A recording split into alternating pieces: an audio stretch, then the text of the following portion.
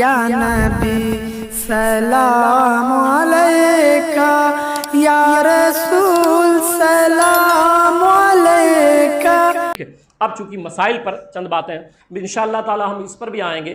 یہ جو رفع الیدین کا مسئلہ چل رہا ہے نا، پھر آمین زور سے کہنے کا مسئلہ ہے، امام کے پیچھے قرأت کا مسئلہ ہے، پھر وہ صف بندی میں جو ٹانگ اتنا پھیلا لیا جاتا ہے، انشاءاللہ تعالی ہم ان تمام مسائل پر انشاءاللہ تعالی بالتفصیل ہم گفتگو کریں گے انشاءاللہ تعالی۔ مگر اب تراویح کی طرف آتے ہیں، اب مسئلے سن لیں کچھ۔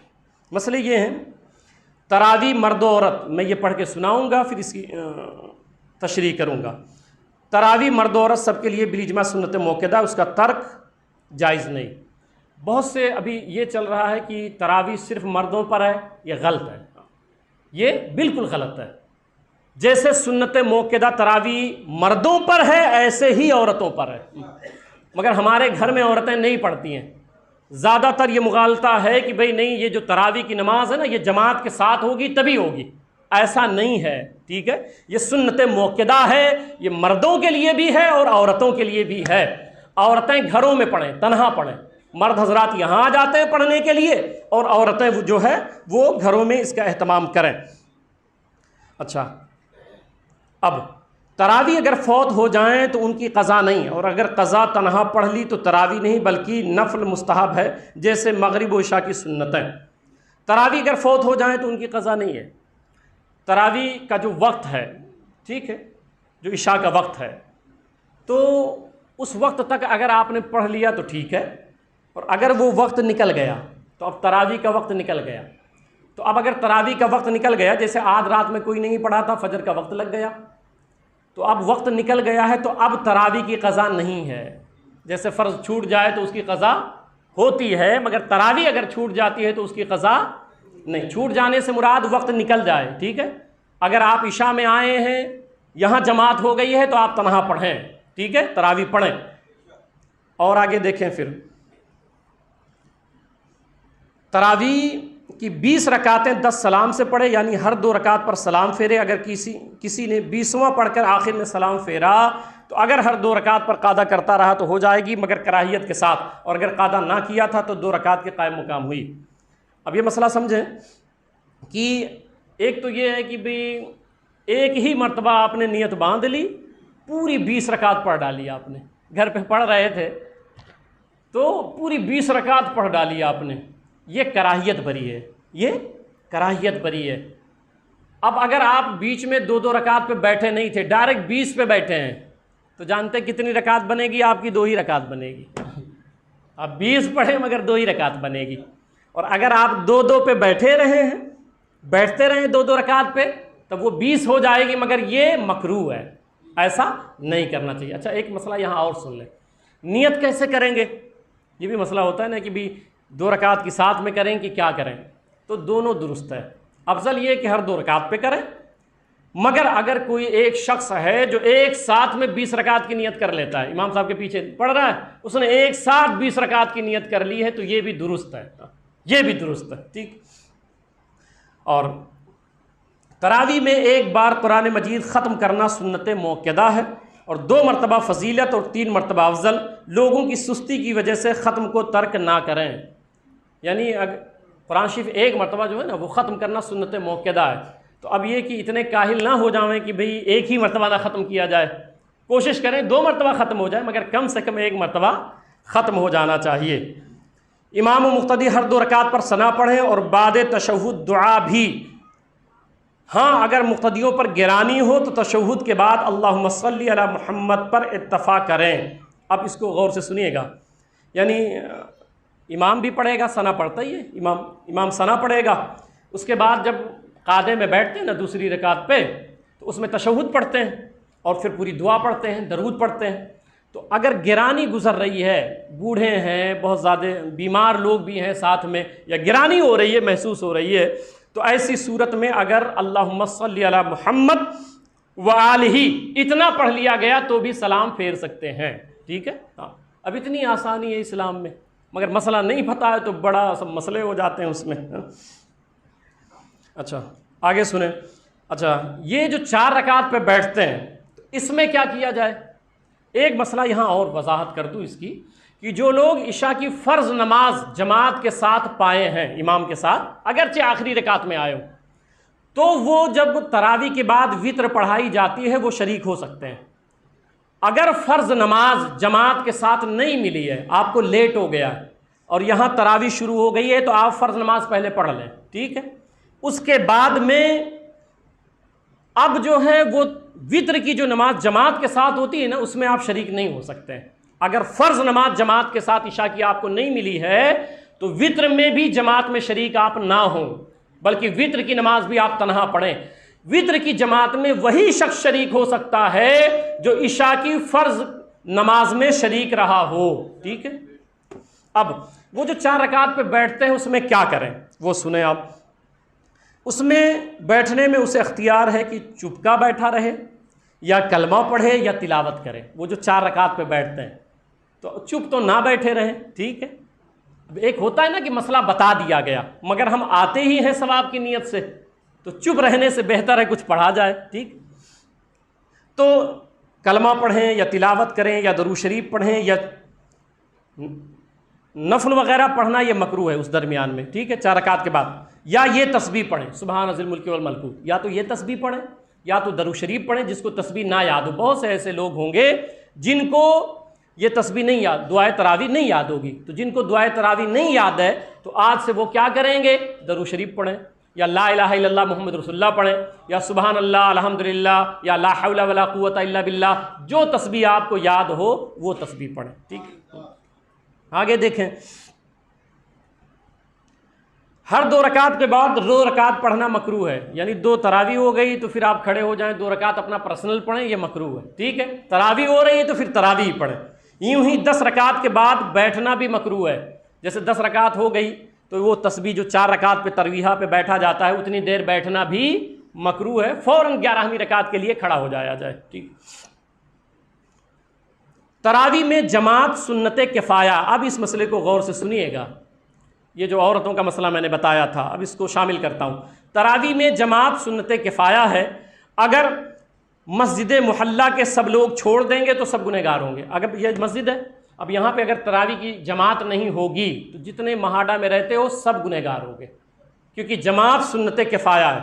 اور اگر کسی ایک نے گھر میں تنہا پڑھ لی تو وہ تو گنہگار نہیں ہوگا، مگر جو شخص مقتدا ہو کہ اس کے ہونے سے جماعت بڑی ہوتی ہے اور چھوڑ دے گا تو لوگ کم ہو جائیں گے، اس سے بلا عذر جماعت چھوڑنے کی اجازت نہیں ہے۔ آپ لوگوں میں کوئی ایسا ہے کہ جس کے آنے سے، اب نوجوانوں تمہیں بھی بتاتا ہوں، آپ کے دوست ہوتے ہیں نا، آپ آتے ہو پھر 2-4 دوست بھی آپ کے ساتھ آ جاتے ہیں، کوئی ایک آدمی ایسا ہے کہ وہ آئے گا تو اس کے ساتھ 2-4 اور آ جائیں گے، تو ایسے شخص کو نہیں چھوڑنا چاہیے، بالکل بھی نہیں چھوڑنا چاہیے، کم سے کم اس کے ساتھ اور لوگ شریک ہو جائیں گے، ٹھیک ہے۔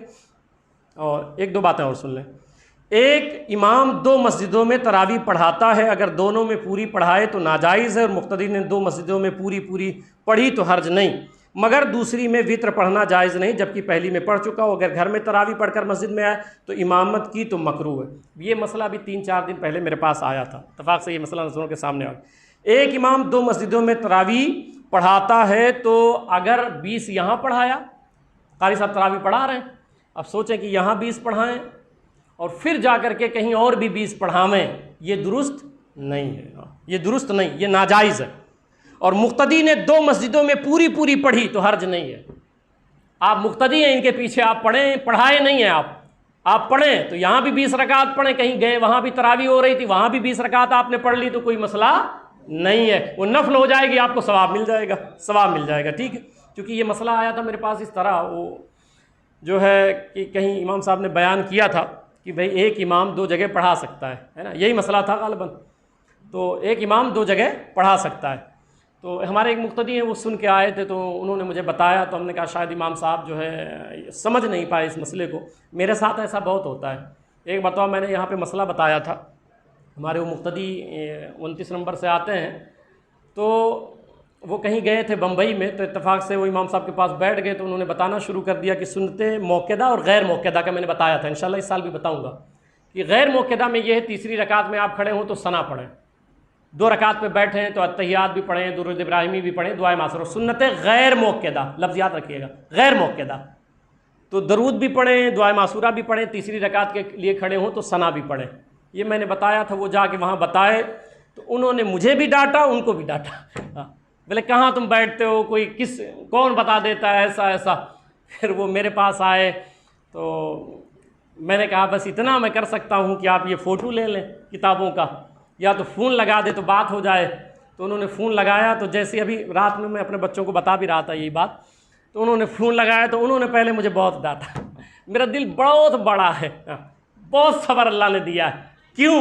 کیونکہ میں اندر سے مطمئن رہتا ہوں کہ جو میں کہہ رہا ہوں وہی صحیح ہے۔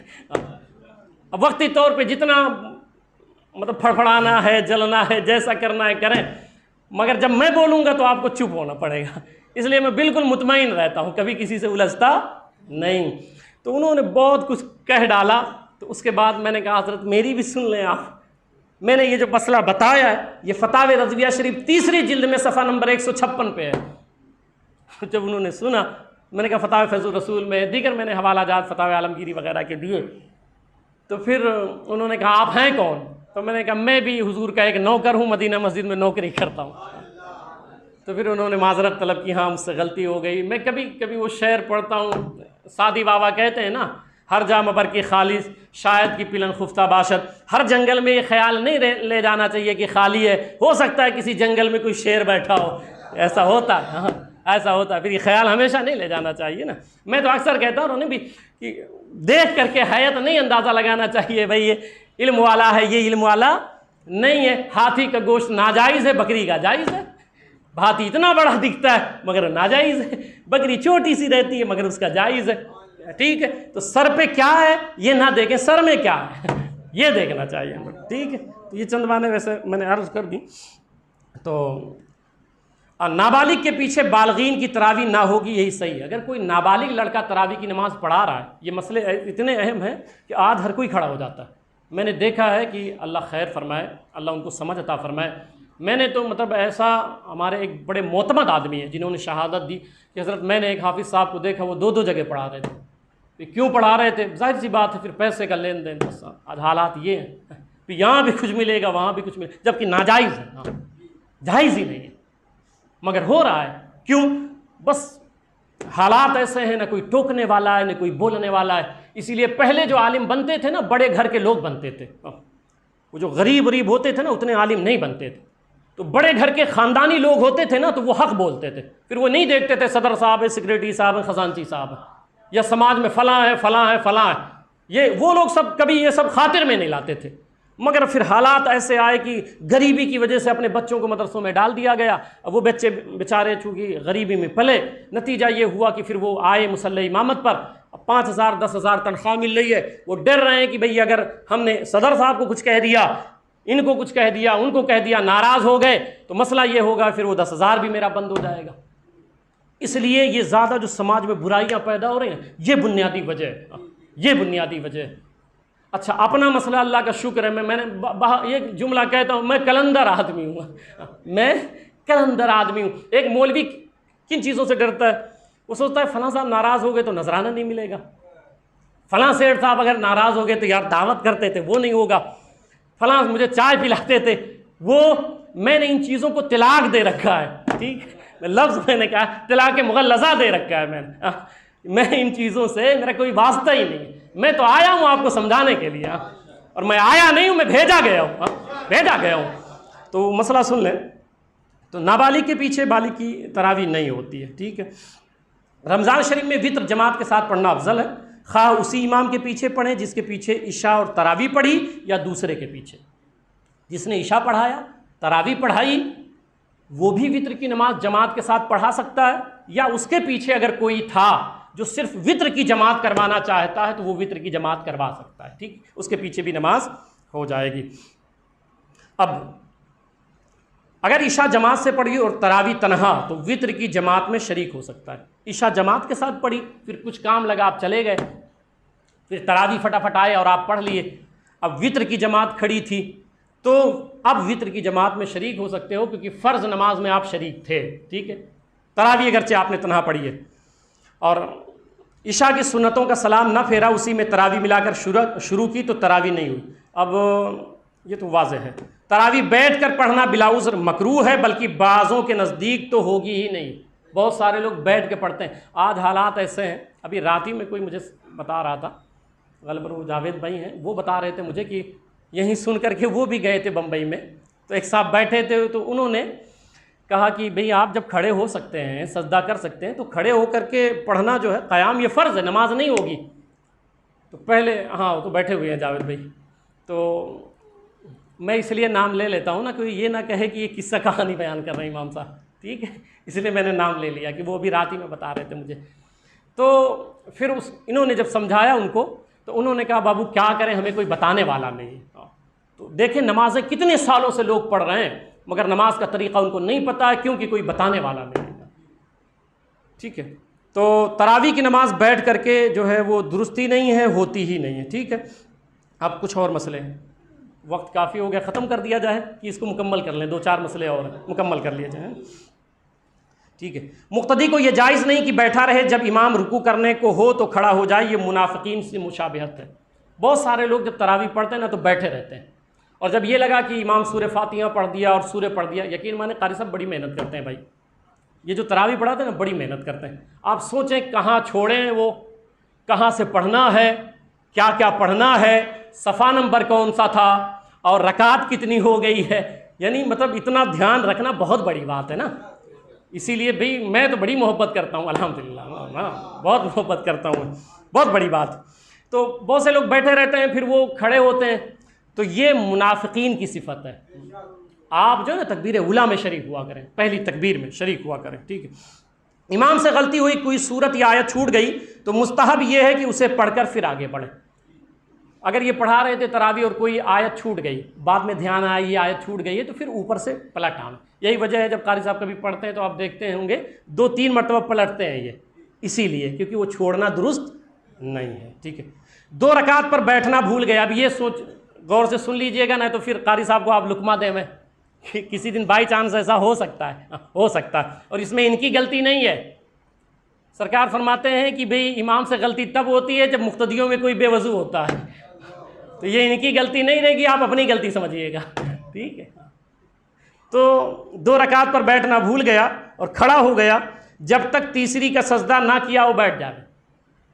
تیسری رکعت بھئی بیٹھنا تھا 2 رکعت پہ تو بیٹھے نہیں، بھول گئے، کھڑے ہو گئے، تو سجدہ نہ کیا ہو تو بیٹھ جاوے، اور اگر سجدہ کر لیا ہو تو 4 پوری کر لے۔ 2 پہ بیٹھنا تھا، کھڑے ہو گئے، دوسری سمجھ کے تیسری پہ کھڑے ہو گئے، تو اب جب تک سجدہ نہ کیا ہو تیسری رکعت کا بیٹھ جائیں، ٹھیک ہے۔ اور پھر جو ہے وہ، اور اگر سجدہ کر لیا ہو تو 4 پوری کر لیں، سلام پھیریں، مگر یہ 2 ہی رکعت ہوگی کیونکہ وہ بیٹھے نہیں تھے، ٹھیک ہے، تو یہ 2 ہی رکعت مانی جائے گی۔ اور 3 رکعت پڑھ کر سلام پھیرا اور دوسری پر بیٹھنا نہ تھا اور نہ ہوئی، ان کے بدلے 2 رکعت پھر پڑھے، یعنی اگر 3 رکعت پڑھ کر سلام پھیر دیا اور 2 پہ بیٹھے نہیں تھے تو بھی، اچھا ایک اور بس 2-3 مسئلے اور بچے۔ وطر پڑھنے کے بعد لوگوں کو یاد آیا، ایسا تو کم ہوتا ہے مگر ہو سکتا ہے، ہو سکتا ہے۔ ایک امام صاحب نماز پڑھا رہے تھے، وہ بات مجھے یاد آئی، علامہ صاحب نے لکھا ہے اس کو اپنی کتاب میں، تو نماز پڑھا رہے تھے تو ایک پتہ ہی نہیں چلا کہ کتنی رکعت ہوئی، تو مقتدیوں میں بھی آپس میں یہ ہو گیا کہ بھئی یہ 2 ہوئی، 3 ہوئی، 4 ہوئی، کنفیوژن تھی، 3 ہوئی، 4 ہوئی، 3 ہوئی، 4 ہوئی۔ ایک آدمی کھڑا ہو گیا بڑے کانفیڈنس کے ساتھ، بڑے یقین کے ساتھ، بھئی نہیں امام صاحب 3 ہوئی ہیں۔ تو بولے سب کو شک ہے، تجھے یقین کیسے؟ بولے میرے پاس 4 دکان ہیں، 1 رکعت میں 1 دکان کا حساب کرتا ہوں، تو ابھی 3 کیا تھا، 4تھی باقی ہے۔ پھر حالات یہ ہوتے ہیں نا پھر مقتدیوں کے، ہاں یہ ہوتے ہیں۔ تو ہو سکتا ہے کہ پھر یہ ہو جاوے کہ بھئی لوگوں کو یاد آیا کہ 2 رکعتیں رہ گئی ہیں، تو یا 20 ہوئی ہیں یا 18 ہوئی ہیں، تو اگر شک ہے تو تنہا تنہا پڑھ لیں، اگر شک ہے تو تنہا تنہا پڑھ لیں، ٹھیک ہے۔ سلام پھیرنے کے بعد اگر کسی وجہ سے نماز تراویح فاسد ہو جائے تو جتنا قرآن مجید ان رکعتوں میں پڑھا یادہ کریں تاکہ ختم میں، اگر کسی وجہ سے مثال کے طور پہ بیٹھنا تھا نہیں بیٹھے، یا کوئی اور مسئلہ ہو گیا، نواقض وضو ہو گیا، یا واجبات چھوٹ گئے، جان بوجھ کر کے سجدہ سہو بھی نہیں کیا، نماز باطل ہو گئی، تو اب جو قرآن پڑھا ہے نا اس کو دہرایا جائے گا۔ ہاں بس یہ مسئلے تھے۔ اب اگر کوئی سوال ہے تراویح پہ تو آپ کر لیں، تو سلام پڑھ لیا جو۔ تراویح کی نماز کے تعلق سے، کیونکہ اسی مسئلے پہ مکمل میں نے گفتگو کی ہے۔ اگر کوئی سوال ہے تراویح کے تعلق سے تو آپ پوچھ لیں۔